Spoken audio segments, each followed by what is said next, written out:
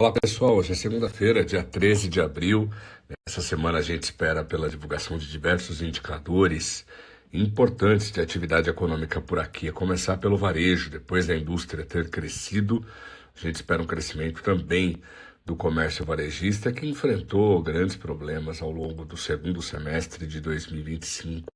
A gente espera uma alta um pouco mais moderada do que aconteceu em janeiro. Os dados a serem divulgados nessa semana serão relativos ao mês de fevereiro. Em janeiro cresceu 0,4% e a gente espera em fevereiro um aumento de 0,3%. O número em si não muda a nossa avaliação de que a economia brasileira esteja em um processo gradual de desaceleração. A gente viu a indústria, os serviços e o varejo crescendo em janeiro. A expectativa é de que esse movimento, embora um pouco mais brando, um pouco mais tímido, acabe acontecendo também no segundo mês do ano. No entanto, isso não muda a dinâmica que nós temos visto ao longo dos últimos meses. A economia brasileira deve crescer em 2026 mais uma vez, só que num ritmo mais brando do que a gente viu em 2024, próximo do que a gente viu no ano passado.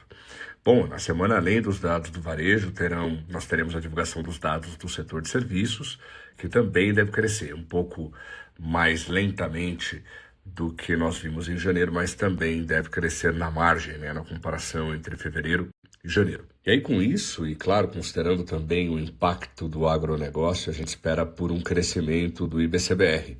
O IBCBR é o Índice de Atividade Econômica do Banco Central e ele serve como um termômetro para o Produto Interno Bruto. Mais ou menos a gente usa, inclusive, o IBCBR nas nossas estimativas para Produto Interno Bruto. Então, nós vimos o IBCBR avançar 0,78% em janeiro e esperamos por um novo avanço um pouco mais tímido no mês de fevereiro, refletindo o crescimento da indústria e, claro, se essas nossas projeções de varejo e serviço estiverem corretas, a gente espera por uma nova evolução do IBCBR. E como eu disse anteriormente, é também impulsionado pelo setor do agronegócio, que vem forte, tem sido bastante forte nos primeiros meses de cada ano. Além dos indicadores de atividade econômica, a gente espera pela divulgação do IGP-10, o Índice Geral de Preços 10 da FGV.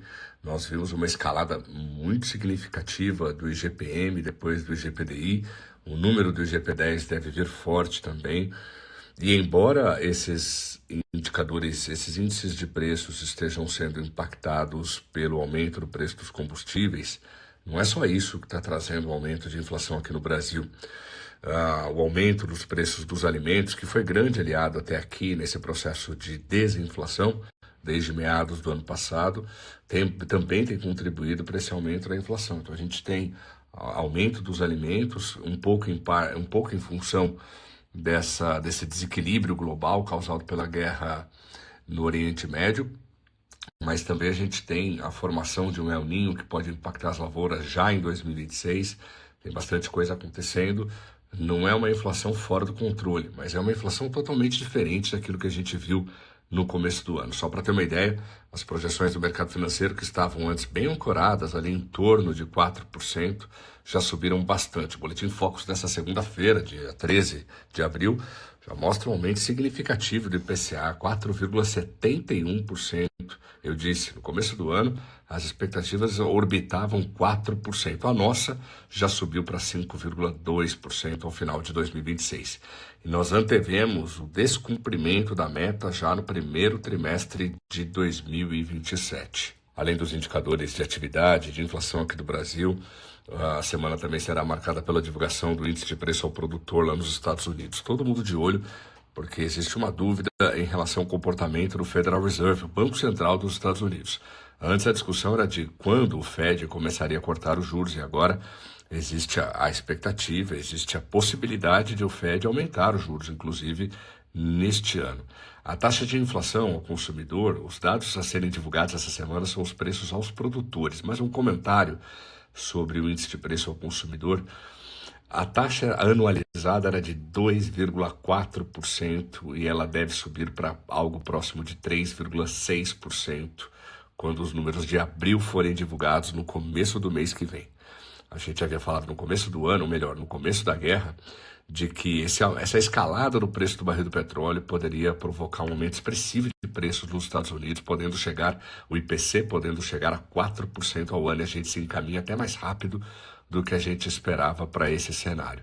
E isso, claro, levanta a possibilidade, por enquanto não é o cenário base, não é a maior possibilidade, mas levanta a possibilidade de o Fed, o Banco Central dos Estados Unidos, subirem os juros ao invés de cortar.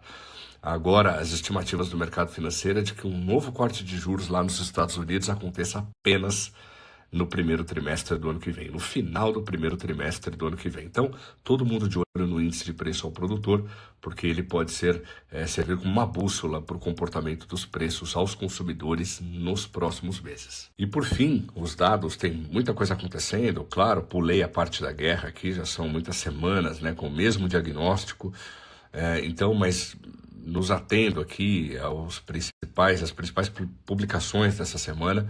A balança comercial chinesa também deve funcionar como um importante termômetro para os mercados. Os agentes estarão atentos aos dados de março, com foco menos no saldo agregado, no superávit da balança comercial, e mais na dinâmica das compras chinesas, ou seja, das importações. Após o governo estabelecer uma meta de crescimento relativamente mais modesta para esse ano, os indicadores recentes de inflação continuam sugerindo que a demanda doméstica chinesa está abaixo do que gostaria o Partido Comunista Chinês. Então, todo mundo de olho no comportamento das importações chinesas, porque ela pode servir como termômetro ali do nível de atividade econômica da China, depois que o índice de preço ao consumidor caiu absurdamente na última leitura. No mais, eu volto para falar com vocês ao longo da semana. Uma excelente semana a todos.